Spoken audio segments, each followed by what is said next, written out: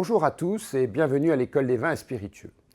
Aujourd'hui, nous allons parler des cépages et notamment des cépages blancs. Pour rappel, un cépage, c'est une variété de vigne. Alors, vous pouvez vous poser une question, quels sont les cépages que je dois connaître? Et aujourd'hui, je vous ai identifié 4 cépages à connaître. Le chardonnay, le sauvignon, le chenin et le riesling. Alors, le chardonnay, c'est le cépage à connaître. C'est la diva. Et ce cépage, on va le retrouver planté un peu partout dans le monde. On peut se poser la question, d'où il vient? Eh bien, grande fierté, ce cépage est français et il vient sûrement de Bourgogne. D'ailleurs, certains disent qu'il vient vraiment de Bourgogne parce qu'il y a un village qui s'appelle le Chardonnay. Mais on n'est pas sûr, parce que certains disent aussi qu'avant de s'appeler Chardonnay, il s'appelait peut-être d'un autre nom. Donc, c'est sûr qu'il est français, la région, c'est à voir. Le chardonnay, il s'adapte par rapport à là où il est planté. En Bourgogne, notamment en Bourgogne-Nord, il va avoir une acidité forte, il va avoir des arômes de fruits et généralement, il sera peu boisé. En Bourgogne-Sud, il aura d'autres spécificités avec des arômes qui seront plus des arômes de boisé, des arômes crémeux. Si vous retrouvez le chardonnay dans le Nouveau Monde, alors c'est quoi un pays du Nouveau Monde? Ça va être par exemple l'Argentine, le Chili ou les États-Unis.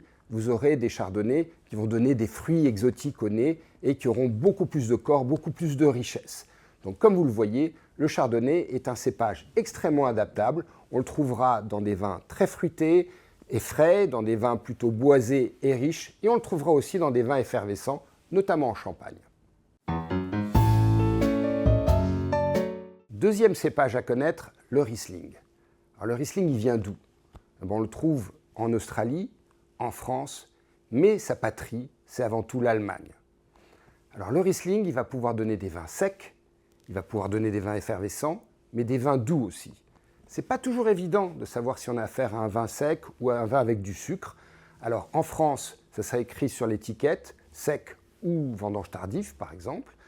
Et en Allemagne, on regardera un peu le taux d'alcool qui nous permettra de nous donner aussi des indications, voire les étiquettes de vin allemand qui sont assez précises à ce niveau-là. Le Riesling, pourquoi est-ce qu'il est intéressant? C'est parce qu'il donne toute une gamme de vins, mais aussi parce que ces vins blancs ont une belle capacité de vieillissement et en vieillissant, ils vont donner des arômes extrêmement complexes.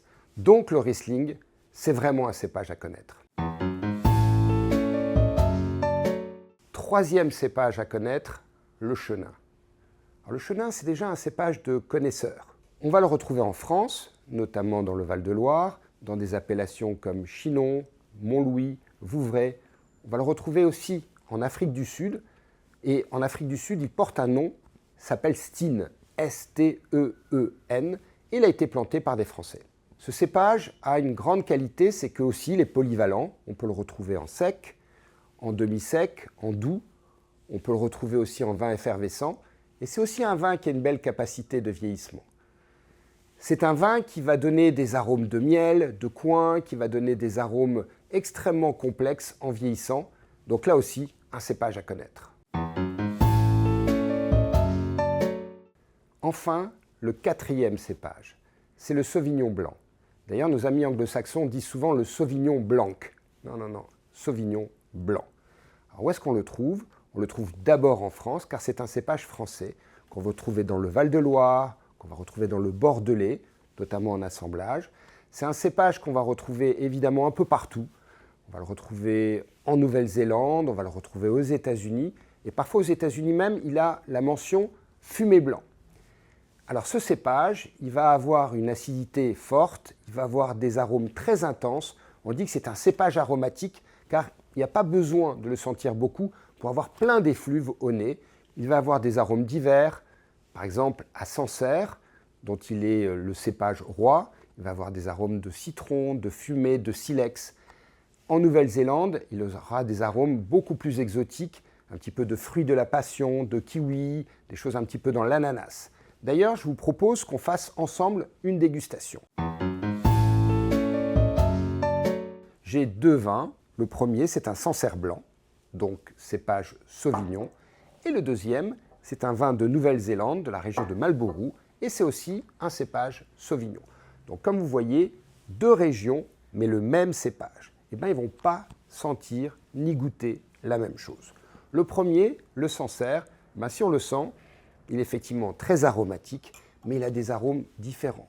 Un côté un petit peu citronné, pamplemousse, un peu fumé, peu boisé, mais en général, le Sauvignon blanc est peu boisé.